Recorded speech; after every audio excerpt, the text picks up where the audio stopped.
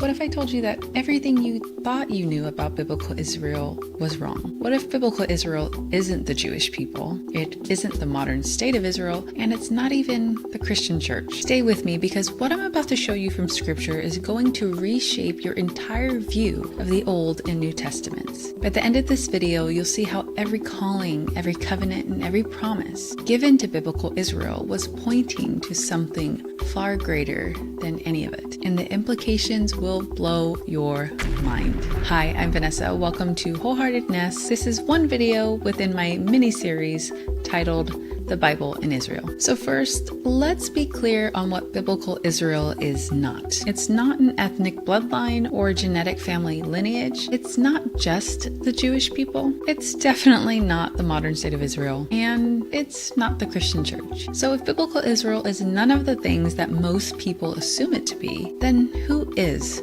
biblical Israel? Here is where it starts to get really fascinating. Because what if the Old Testament was telling one overarching story and all about one person? What if every covenant and calling and promise was pointing forward to somebody who would perfectly embody Israel? You may have never noticed them before, but there are massive clues throughout the entire Bible that give us a clear understanding of who biblical Israel is.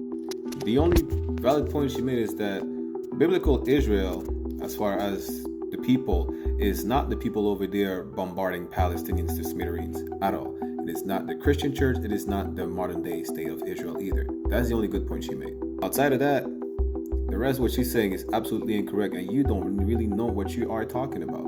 This is further proof that besides being a woman, anyone outside the ISUPK should not teach the Bible. Now, yes, there are multiple markers that show who are Israel, right? First of all, when you say that Israel is not even a people, but more like a person, it says in the book of Numbers, which is included in the Torah, that you are a Israelite determined by, the seed of your father. You're the house of your father. Meaning it is definitely a bloodline or a lineage. Now, outside of that, Psalm chapter 105, verse 8 to 10 shows you that the covenant was passed down to Abraham, Isaac, and unto Jacob. And last but not least, to Israel for an everlasting covenant.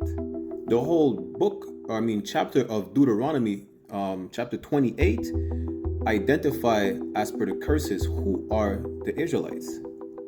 And these curses happen to only fit so-called blacks, Latinos, and Native Americans that were enslaved in the Americas and the Caribbeans. Even the book of Amos, chapter 3, verse 1 and 2 tells you that out of all people on the face of the earth, the children of Israel is the only family that the Most High knows. And again, even in the New Testament, it says itself, Paul, an Israelite who has Roman citizenship, says that his brothers by the flesh, you understand, are the Israelites. So now do yourself a favor, and if you are not in the Israelite school of universal and practical knowledge under Commander General Yohana, do not teach the Bible and make a fool out of yourself. Shalom.